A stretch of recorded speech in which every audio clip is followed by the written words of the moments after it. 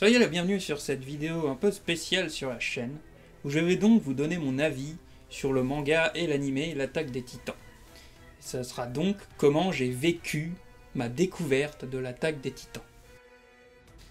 Donc voilà, là encore, la saison 2 se finit sur un final magistral et relance des mystères derrière qui, voilà, envoyez la saison 3, là c'est bon.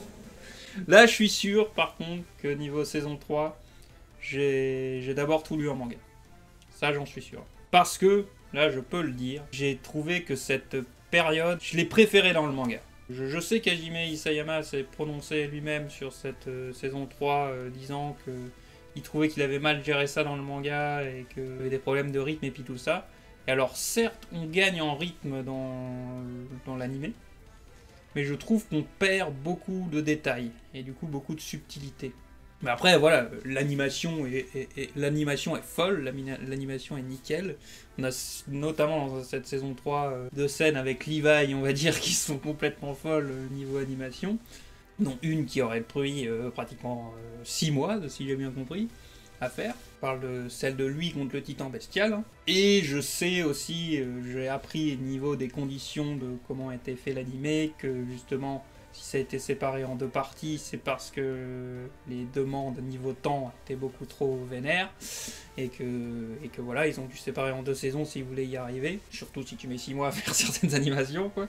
Et voilà, je pense que je n'en veux pas à l'animé ou quoi que ce soit, hein. Je dis juste qu'il y a eu deux traitements différents. Et que là, pour le coup, alors que beaucoup des trucs d'avant, j'ai plutôt dit que l'anime avait mieux géré la chose, je trouve, que le manga. Là, je trouve que c'est le contraire. Moi, je préfère cette période dans le manga. Après, est-ce que c'est parce que je l'ai découvert aussi, là, très clairement, par le manga? Je ne sais pas. Mais je trouve effectivement qu'on perd beaucoup de subtilité. Notamment le début où ils vont se faire traquer par les brigades spéciales et le gouvernement, finalement, de chez eux. Bah là, je trouve que dans l'animé, voilà, en un épisode, c'est déjà le bordel, il y a déjà des morts, il y a déjà bidule, machin. Là, je trouvais que le manga, en prenant un peu plus son temps, plaçait mieux la situation. Là où saison 3, ça commence peut-être un peu trop vite dans les blocs, quoi. Et c'est là que je vais aussi aborder le fait que j'ai l'impression qu'il y a quand même un traitement un peu différent des personnages de Mikasa et un peu Historia Christa. Et j'ai l'impression que ça vient surtout du fait que justement, à force l'animé, hein, c'est normal qu'ils mettent pas tout non plus ce qu'il y a dans le manga, je peux le comprendre, hein, tout à fait. Et je trouve que c'est une des séries les plus respectueuses de son œuvre que j'ai vues pour moi. Hein. J'ai déjà vu des mangas qui étaient beaucoup moins fidèles. Enfin, j'ai déjà vu des animés qui étaient beaucoup moins fidèles à leur manga que ça, très clairement. Hein. Donc là, voilà, moi j'applaudis quand même que c'est très très fidèle.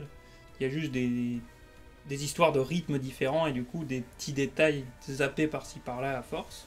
Et j'ai l'impression, je sais pas si c'est dommageable à force pour les personnages de Mikasa et Historia.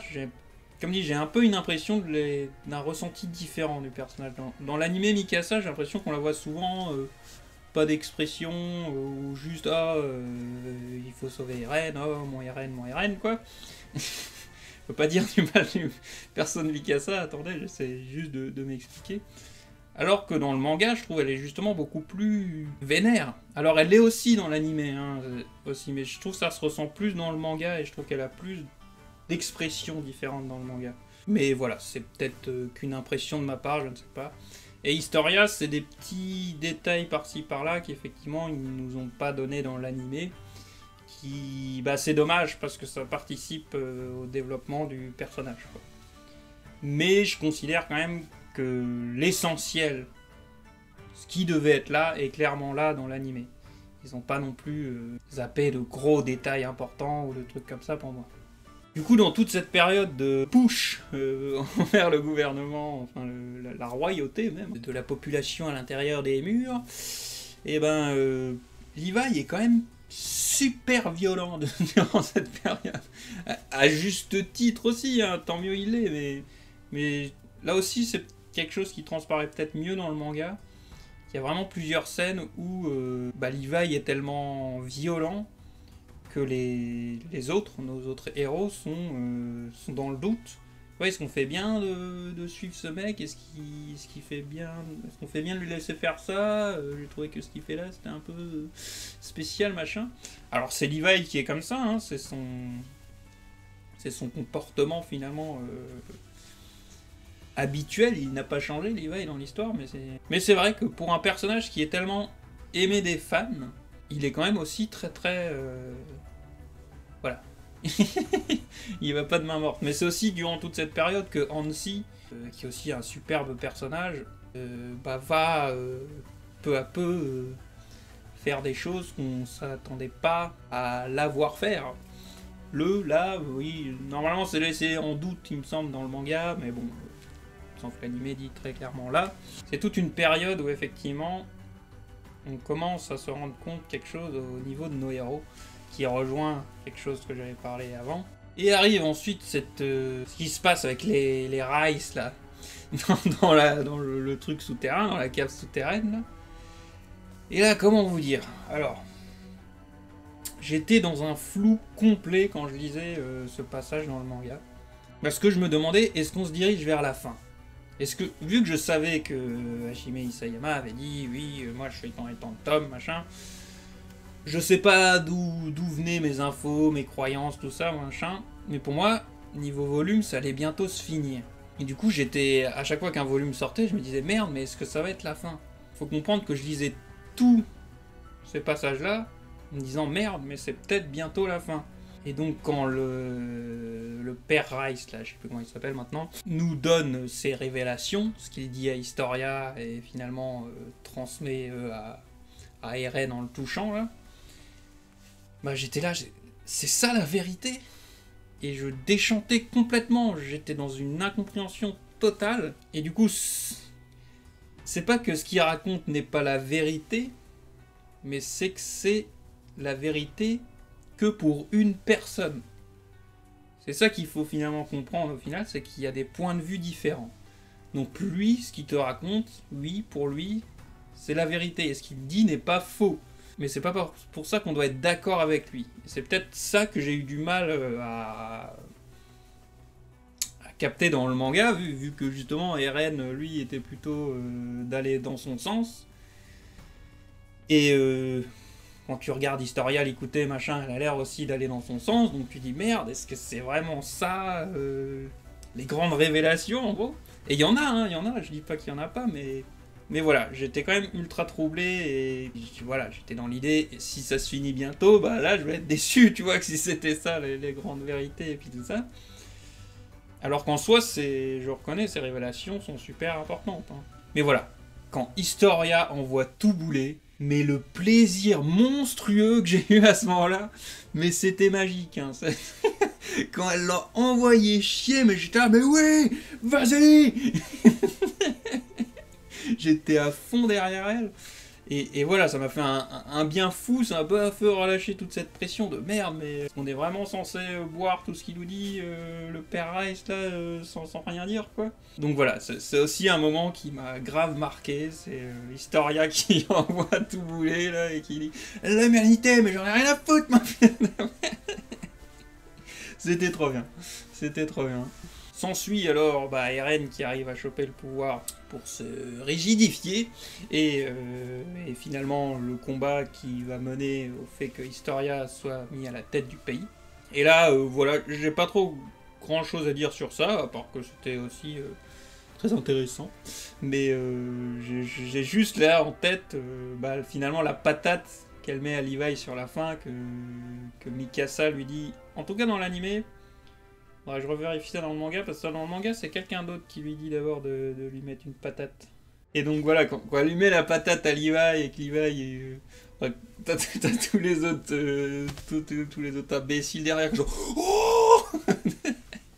La scène est géniale, et Levi qui leur dit merci, parce que je pense qu'il comprend tout le délire. Et c'est des scènes qui sont super importantes, je trouve, dans l'attaque des Titans, ces scènes où toute la pression retombe.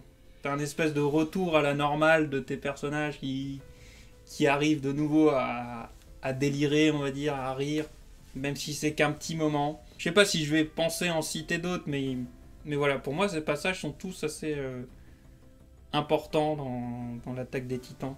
Parce que c'est là que, que je trouve qu'on retrouve nos personnages comme on aimerait les voir, en fait. Je pense. Et donc voilà, cette scène m'a bien sûr marqué parce elle est géniale. On en arrive à la saison 3, partie 2, niveau de l'animé. Après manga, on doit être là.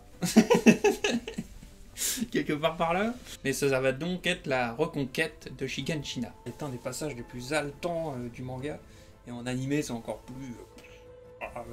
le truc, c'est 12 épisodes, je crois que c'est 12, sont complètement fous, quoi. Et il y a une scène qui met... je crois que c'est même la fin de la première partie de la saison 3. C'est quand on voit le bataillon se faire acclamer. J'adore cette scène. J'adore les voir enfin se faire acclamer, qui remarquent justement le fait. Attends, mais est-ce qu'on s'est déjà fait? J'adore cette scène, elle me met toujours les larmes aux yeux.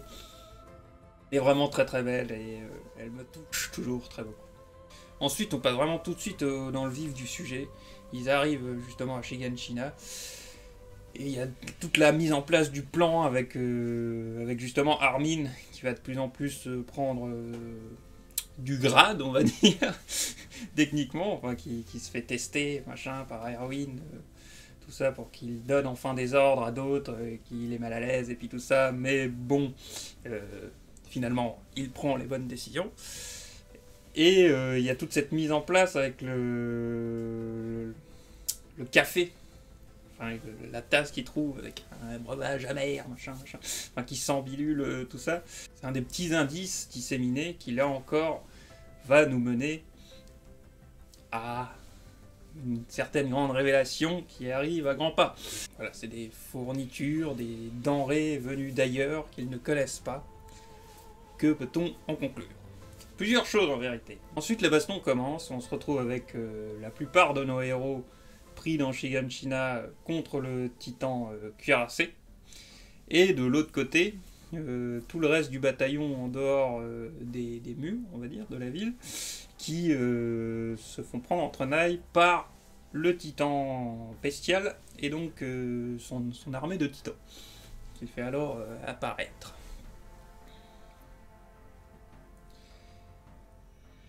Et c'est là, finalement, avec l'envoi du titan colossal qui va tomber sur nos amis, on va dire, que les titans deviennent finalement des analogies d'armes de guerre contemporaines.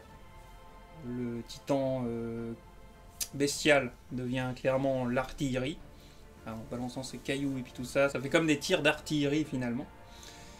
Et le titan colossal, ça c'est encore plus clair que l'autre, c'est la bombe atomique en gros, quoi. Ça ressemble aux champignons, machin, même si c'est à plus petite échelle, ça fait penser à la bombe atomique. Et voilà, ces analogies, comme on va le voir, finalement ne sont pas là pour rien. Ce dont parle finalement l'attaque des titans, c'est fort qu'il y ait ce genre d'analogie, j'ai envie de dire.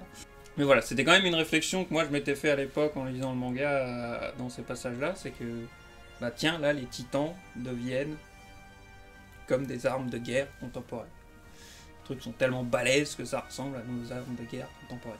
Ce qui suit est du coup des situations les plus tenantes, démoralisantes du manga, je veux dire, de voir d'un côté les trois, enfin, même 90% du bataillon d'exploration se faire défoncer, se faire laminer. Tout ça dans un espoir de victoire. Enfin, toute la scène du bataillon qui fonce à leur mort, dans l'espoir que certains d'entre eux arriveront peut-être à la victoire. Et voilà, c'est bouleversant, c'est en même temps très beau. Il y a l'autre là d'où j'ai oublié le nom qui meurt d'ailleurs, que j'aimais bien, celui avec la coupe au bol, qu'on suivait depuis un moment là, qui rejoignait la résistance, on va dire. Celui-là qui était toujours bien, qui faisait les bonnes décisions et bien sympathique. Là, malheureusement son nom ne me revient plus. Et j'ai toujours eu les nerfs qu'il meurt à ce moment-là. Avec une mort très prenante d'ailleurs de ah qu'est-ce que fait bah, je pense que c'est là qu'il se rend compte qu'il est aussi amoureux de la nana qui a l'air amoureux de lui. Bref, je me souviens plus les noms, c'est très imprécis, j'en suis désolé, mais voilà. C'est cette dernière pensée avant la mort, j'ai toujours trouvé que c'était bien joué. C'était bien écrit, bien foutu. Il y a aussi Erwin, qui du coup, bah, pour mener cette charge, bah, met fin à ses rêves, on va dire, quoi. Décide que bah, il ne réalisera pas lui son rêve, mais qu'il donnera la chance à d'autres de poursuivre, quoi. Avec Levi qui est, lui fait le tour, machin, pour démonter tous les titans, et arriver au titan bestial, avec une séquence d'animation de folie, qui apparemment aurait pris 6 mois à être fait, quoi. Cette séquence à elle seule. Bon, je suppose c'est une équipe qui était sur cette séquence. Mais voilà, le résultat est là, parce que putain, la séquence est sublimissement sublissime. Ça se dit pas, mais voilà, j'invente des trucs aussi. Moi. Et ça fait plaisir de le voir se faire défoncer, machin. Ils y vont un poil moins violemment sur la fin que dans le manga. Dans le fait que quand il plante son épée dans la gueule du mec, dans le titan poilu là, il me revient plus son nom, putain, le titan bestial. Dans le manga, c'est carrément, il lui fait sortir la lame par l'œil, quoi. On voit un bout de lame sortir par là, quoi. Et qui sait que de toute façon il va se reconstituer et il en a plus rien à foutre, quoi, Levi. Et à juste titre, hein, il vient de voir tout son bataillon se faire buter, quoi. C'est à ce moment cathartique pour nous de oui, enfin il l'a eu au moins, machin, et tout ça n'a pas été pour rien. Pour le voir, le titan charrette, magnifique nom, titan charrette, venir rechoper finalement le mec du titan bestial. Et là, mais t'es là, non, mais putain, t'es désespéré de voir que ça arrive. Et la tête que Levi fait du coup. Mais j'ai fait une promesse et tout. Levi devient un vrai démon, quoi. Et ça sera vraiment le cas pour le mec du titan bestial, quoi. Et Levi, ce sera son démon, quoi. Là, j'en rigole, mais sur le coup, tu rigoles pas. Mais Levi, putain. À ce moment-là, il fait flipper, hein. Franchement, il fait flipper. Dans la fameuse explosion qu'aura fait le titan cuirassé, il y aura aussi plein de gens qui sont portés disparus, en tout cas, notamment Hanzi. C'est des combats de ouf dignes, je dirais presque, d'une fin de manga. C'est vraiment des grands finales, à l'image justement du combat contre le titan colossal, où bah, mon pauvre Armin va trouver comme seul plan, comme seule solution, finalement de se sacrifier, de se faire cramer, et de mentir à Eren. Cette scène... je la trouve toujours intéressante aussi quand il ment à Eren en lui disant « Ah, mais tu sais très bien que je lâcherai avant qu'il soit trop tard, je suis pas un héros comme vous. » Et Eren qui est déjà en train de se dire « Bah si, c'est toi le plus... Finalement, ça a toujours été toi le plus héroïque d'entre nous, le plus courageux. » Je sais pas comment il dit ça, quoi. Mais ouais, là aussi, avec la musique, le tout, machin, vous regarderez la mer à ma place... Que dire, c'est juste magnifique en fait, c'est juste magnifique, c'est horrible, mais c'est... Encore une fois, des séquences mythiques, qui, les unes après les autres, où tu...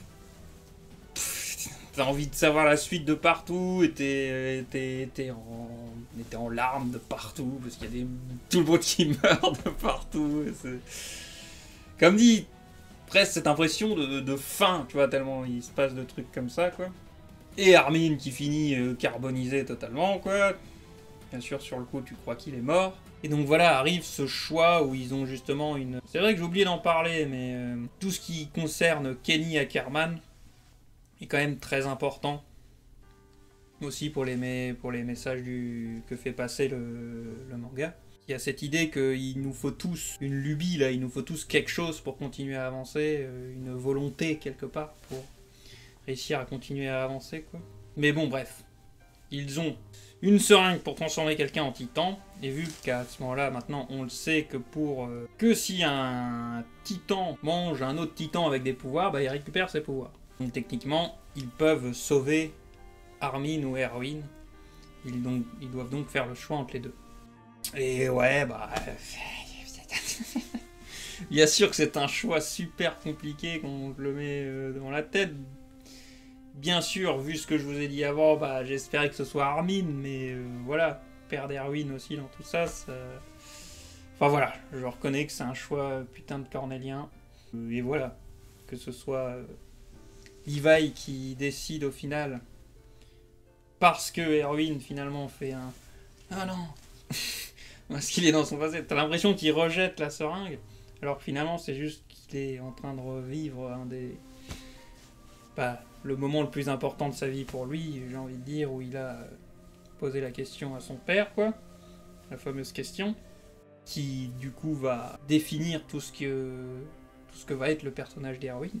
Et donc voilà, t'as l'impression qu'il rejette la seringue, et au final, Levi se décide dans l'idée, bah oui, techniquement, Erwin en trouvant ce qu'il y a dans la cave, est-ce qu'il va pas perdre justement sa lubie, là, ce que je parlais avant, de ce que nous parlait Monsieur Kenny Ackerman. Et donc, est-ce qu'il a pas déjà fait son temps? Est-ce qu'il vaut mieux pas qu'il en reste là? Est-ce qu'il a effectivement pas assez souffert pour continuer à vivre cet enfer dans lequel ils sont? Donc voilà, je comprends finalement pourquoi. C'est pour ces raisons-là, pour moi, que Levi finalement choisit Armin, là où Armin est encore jeune et a peut-être encore d'autres lubies derrière, on va dire, d'autres choses qui le feront avancer. Mais bon, techniquement, du coup, Erwin meurt en ne voyant jamais ce qu'il a attendu toute sa vie. Donc bon, c'est super triste aussi, très clairement. Et donc, on en arrive à qu'est-ce qu'il y a dans la cave. Et donc, je vous ai dit que j'avais des grosses attentes sur ça. Le mot est même trop faible, des attentes titanesques. Pour rester dans le thème. Pour moi, ça allait être là, tu vois. Si quelque part, si elle allait dans la cave, allait me décevoir, bah c'est là que le manga aurait fait son premier faux pas. Et donc voilà, j'appréhendais ce qui allait être dans la cave, tout en voulant terriblement savoir ce qu'il y avait dedans, bordel de merde. Et puis bon, j'étais dans des idées de merde, genre ouais, il va y avoir un labo où tu vois, où ils ont les trucs, les seringues. C'est vrai qu'ils ont créé les trucs pour créer les titans. Des conneries, de la merde, ça sert même rien d'en parler. Là déjà, tout l'épisode est foutu. Enfin, toute une partie de l'épisode est foutue en mode genre, ah oui, il marche dans le village, il y a les souvenirs qui reviennent, toi aussi t'as les souvenirs qui reviennent, et puis tout ça. Ils arrivent enfin à la cave. T'es là, putain, ça fait je sais pas combien d'années qu'on attend de savoir ce qu'il y a dans cette putain de cave. Et là, enfin, dans cette idée, encore une fois, Kajime Isayama, vous voyez, joue avec des codes, joue avec les codes, comme je disais, du shonen manga et puis tout ça.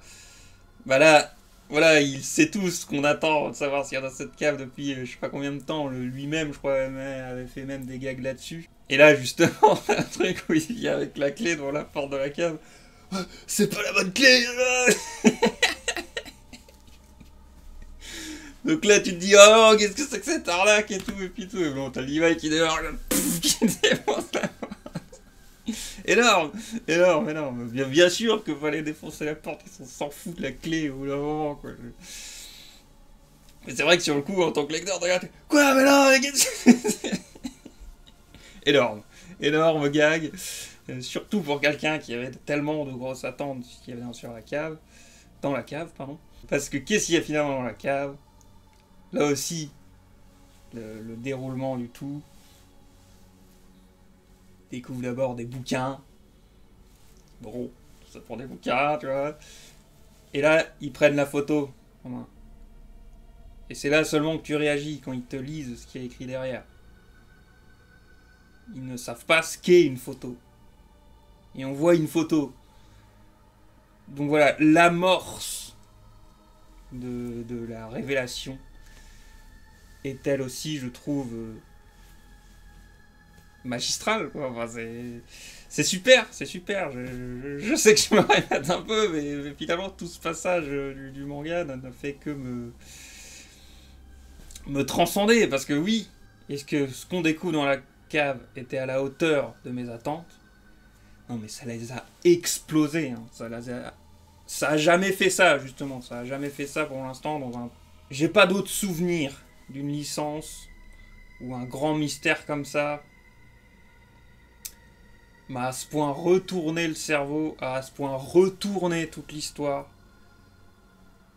et changé à ce point-là encore tout le point de vue. Et là encore une fois, ça fait partie des moments où maintenant l'attaque des Titans, ce sera plus jamais la même chose. Tu peux relire, c'est plus la même chose, tu vois. Et donc je parlais avant, j'insistais un peu dessus de cette impression de fin du manga, tu vois, de combat final, de vraiment finalité, parce que c'est vraiment la fin d'une ère, en fait. C'est vraiment la fin d'une ère, attaque des Titans, à ce moment-là, avec ces découvertes-là. À partir de là, le manga, tel un papillon, machin, se révèle encore une fois tout autre. Et, personnellement, monstrueusement intelligent, je trouve. Enfin, moi, c'est là, en fait, que... Et c'est ça que je m'y attendais pas. Hein. Bon, ce sera plus dans la saison 4, mais c'est vraiment... C'est à partir de là que, pour moi, les messages vont le plus résonner avec moi. Et c'est à partir de là que je pense qu'en fait, ça va devenir ma période préférée du manga. Je m'y attendais pas, hein, parce que j'étais déjà à fond dedans avant. Et c'est vrai que ça change quand même du tout au tout. Et tu t'attends pas forcément qu'on va dire sur les derniers arcs et puis tout ça, que de tout manga, ce soit là que tu sois encore plus à fond dedans, quoi. Mais bref, là je m'écarte, je passe trop dans la saison 4. Mais donc, qu'est-ce qu'on découvre dans la cave? Les bouquins du père d'Eren qui nous expliquent donc qu'il y a bien un monde extérieur. Plutôt que le monde extérieur est encore bien vivant, qu'en fait nos héros ne sont bloqués que sur une île, et qu'en gros ils sont... je vais pas trouver le bon mot. Diabolisés par le reste du monde. On découvre donc ces fameux camps, faisant penser à certaines des heures les plus sombres de l'humanité, et à un certain petit moustachu allemand. Voilà, avec les brassards, avec tout ça, les analogies, encore une fois, sont totalement là, sont totalement fortes et pertinentes, je trouve. Parce que c'est là, finalement, tu vois que... Finalement, l'attaque des titans, c'est pas des humains qui affrontent des titans, c'est des humains qui affrontent des humains, quoi. Et là encore, on voit, du coup, tout l'endoctrinement que suit une personne, normalement dans les camps des Mars, et donc les camps du peuple eldien, donc le peuple de nos héros, qui eux peuvent se transformer en titans. Là, encore une fois, on nous apprend la version Mars des faits, on nous montre toute cette vision, on nous montre du coup, comme à l'effigie des analogies qui sont faites, hein, de toutes les horreurs qui peuvent être faites à un peuple qu'on traite comme ça, quoi, qu'on traite comme des chiens, comme des esclaves, qu'on met dans des murs, tout ça, qu'on enferme. Parce que ça va beaucoup être ça, l'attaque des titans, et c'est ça que j'aime bien, c'est beaucoup des histoires de point de vue, tu vois. C'est encore une fois comme le père de Historia, tu vois. Tout ce qu'il disait n'était pas faux, mais c'était son point de vue. Et là, on va suivre le point de vue du père d'Eren, de Grisha, tout en voyant les autres points de vue déjà qui essayent de faire passer les Mars et puis tout ça sur ce qui se passe. Donc, il y a beaucoup d'informations qui se passent là, mais il ne faut pas les prendre pour acquises. De toute façon, rien ne doit être pris pour acquis dans l'attaque des titans au niveau de l'information qu'on nous donne. Il faut vraiment avoir le tableau au complet pour vraiment juger. Et j'ai mon truc qui part en couille. Mais voilà, l'intelligence du manga, les métaphores, les références faites à notre monde, ça n'arrête plus. Et comme dit, toute cette fin de saison, il y a peut-être trop de choses, justement. Il y a peut-être trop de choses que tu apprends, du coup. Mais moi qui attendais quelque chose de la cave, bah putain, oui, non, là, j'ai pas été déçu, au contraire. Hein. Ça, comme dit, ça m'a retourné totalement la tête et la vision du manga. Et c'est là qu'il commence à devenir tout autre.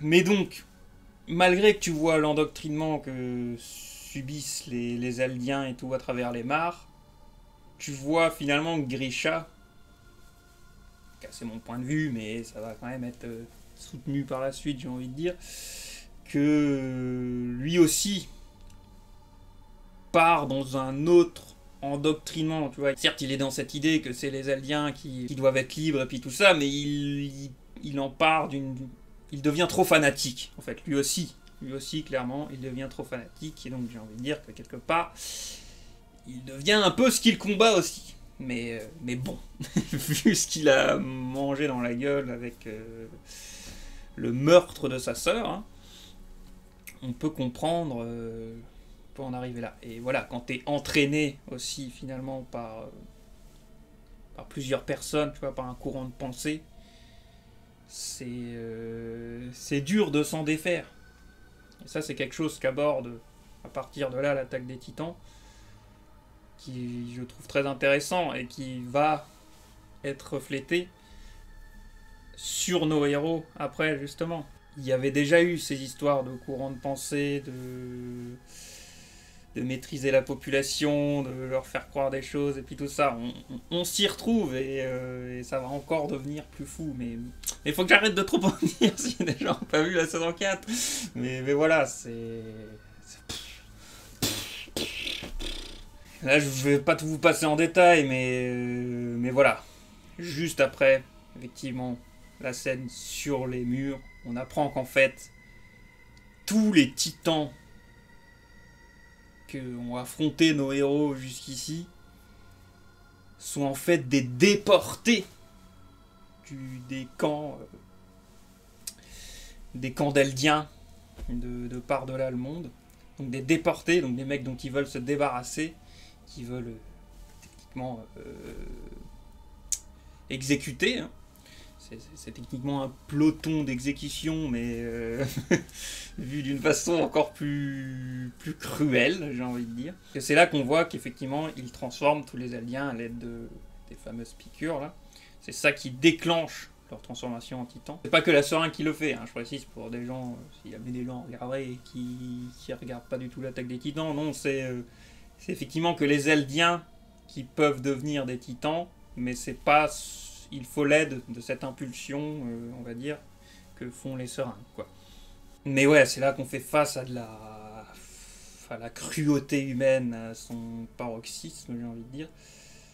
Que tu vois du coup tous les mecs se transformer et que tu te rends compte que ce sont eux qui ont affronté nos héros, notamment le titan barbu, Père Noël, appelé comme vous voulez, là, qui bouffait Ren, qui avait failli bouffer Armin. C'est en fait tous ces mecs-là qui faisaient partie de la résistance eldienne, dont faisait partie Grisha, du coup. Et oui, bon, j'ai oublié de préciser que Grisha a eu un fils avec une eldienne de la famille royale. J'ai oublié son nom maintenant, excusez. Bon... Pour moi, c'est clair et net. Si jamais des gens l'ont pas encore vu à ce moment-là, mais qui sait, mais pour moi, c'est clair et net, vu la peluche qu'il tient, ou la figurine qu'il tient à ce moment-là, la première fois qu'on le voit, il me semble. L'indice, c'est in your face, quoi, là, dans ta gueule. Et voilà, au cas où, je vais pas non plus trop le dire. Il a été, c'est vrai qu'ils ont été, c'est finalement leur fils qui les a balancés aux autorités mares, et c'est pour ça qu'ils se sont fait repérer là dans leur délire de rébellion. C'est quand même très important, et ça aussi c'est une scène qu'on va voir de plusieurs points de vue à force. Arrive la scène sur le mur avec le père d'Eren et le porteur du titan assaillant, mais aussi toute cette scène avec le fameux Enfin, tout ce que tu vois, toute la cruauté. Et qu'on voit ça dans un animé en plus, hein, encore même dans la version animée, que ce soit pas censuré plus que ça finalement. Il y a des censures. Le manga est quand même encore plus violent. Mais voilà. Ça suffit comme c'est montré dans l'animé pour être super choquant, quoi. Et ouais, juste la cruauté humaine. Je vais pas vous citer tout ce qu'on voit, vous savez ce qu'on voit. Et c'est clairement des trucs. Tout ce qui s'y passe. Tous ces épisodes-là, j'ai envie de dire, concentrés sur ça, c'est. Ça doit être quelque part certains de mes préférés, vu tout ce qu'on apprend. Et que c'est là que le manga montre sa vraie face, j'ai envie de dire. Et ce qu'il veut raconter. Mais voilà, là t'as toute la scène avec l'autre enfoiré qui du coup fait un petit titan parce que tu vas te faire bouffer, machin, pour qu'il y ait finalement la chouette Jaeger. C'est lui, non? Non, Eren? Non, je raconte de la merde. Attendez. Mais je crois qu'il s'appelle Eren, non? Bref, il a déjà un nom avec Eren Yeager de commun. J'ai un doute. Mais bref, la chouette, qui est donc l'informateur, qui est infiltré chez les Mars, qui du coup va balancer le mec. Là pareil, c'est un peu cathartique, mais c'est vrai qu'à l'image de Grisha, lui, il a un peu quand même la bonne réflexion de bah moi j'ai pris aucun plaisir de voir ce mec-là se faire bouffer, aussi horrible était-il, machin. C'est les bonnes réflexions, c'est les bonnes réflexions. Mais écoutez pas. Mais donc, de voir du coup à qui appartenait le titan assaillant. C'est là qu'on va apprendre son nom, c'est vrai.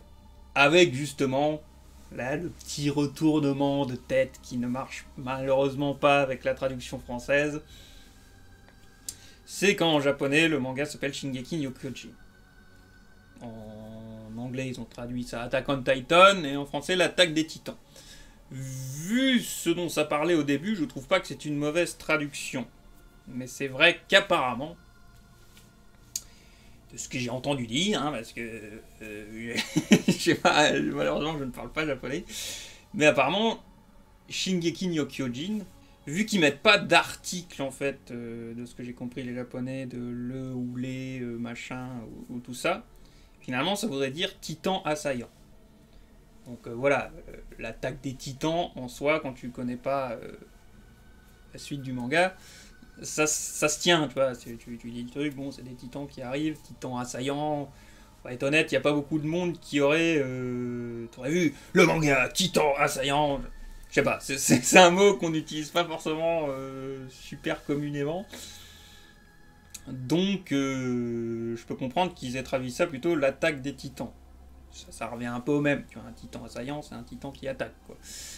Et vu qu'il n'y avait pas cette précision du le ou les en japonais, bah voilà, ça se tient d'appeler ça l'attaque des titans. Quand tu regardes, pas de traducteur, tu regardes le début du manga, bon bah il y a plein de titans, c'est l'attaque des titans, quoi. Mais voilà, du coup en japonais, ça pouvait sous-entendre ces fameux titans qui attaquent, mais c'est là que tu comprends en fait que le manga s'appelait Shingeki no Kyojin, parce que c'est le nom du titan aussi de Eren, le titan assaillant. Donc voilà, c'est... Petit truc sympa à savoir quand même, je trouve. C'est... Effectivement, pour les Japonais, ça a dû être, tu vois, en lisant le truc, oh, oh truc de ouf. Et c'est donc là qu'on voit que finalement Eren commence à avoir pas mal de souvenirs de son père. Et voilà, toutes ces discussions-là sont super importantes, sont super à suivre et puis tout ça. Et il y a ce fameux truc où je pense tout le monde a bugué aussi. Là aussi, tu relis plusieurs fois la page. C'est les moments à l'attaque des titans, j'ai envie de dire. C'est voilà, et si tu veux sauver Armin et Mikasa, il va falloir que tu fasses ça. Et c'est qui Armin et Mikasa? Enfin, oui, parce que c'est du coup la chouette qui dit ça à Grisha avant même que Eren soit né. Donc quoi on va y revenir, hein, mec. C'est un truc qui en plus est abordé dès le tout premier épisode de la série, non mais c'est... Et c'est vrai qu'on se rend compte que du coup la mère, enfin l'ancienne femme de Grisha qui se fait transformer, est donc le fameux titan souriant qui a bouffé la mère de Eren. Donc là voilà aussi, c'est que des révélations de fou, quoi. C'est que des trucs de fou de partout, où t'en reviens pas, et ça te retourne le cerveau de partout, et c'est magnifique, et c'est l'attaque des titans, et bref. Aucun regret. Aucun regret d'avoir placé tellement d'attentes sur cette putain de cave. Parce que c'est complètement fou. C'est là que l'attaque des titans devient encore plus complètement fou que ça ne l'était déjà. Voilà, merde. On en arrive à du coup le fait que nos héros, tout ça, vont enfin, eux, atteindre la mer.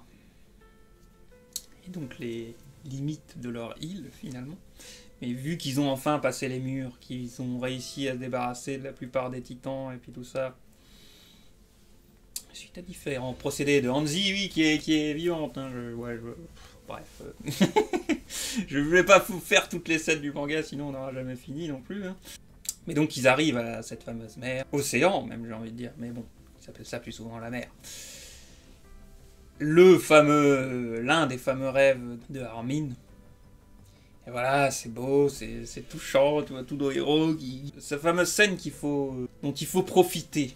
Parce que c'est là qu'on voit nos héros heureux, j'ai envie de dire. Pour une fois, pas forcément dans la merde, et puis tout ça. Et après, t'as ces fameuses paroles d'Eren, quoi. Est-ce que... ce qui nous attend au-delà de la mer, c'est d'autres ennemis? Est-ce qu'en éliminant ces ennemis, on sera enfin libre? Je ne préfère ne rien dire.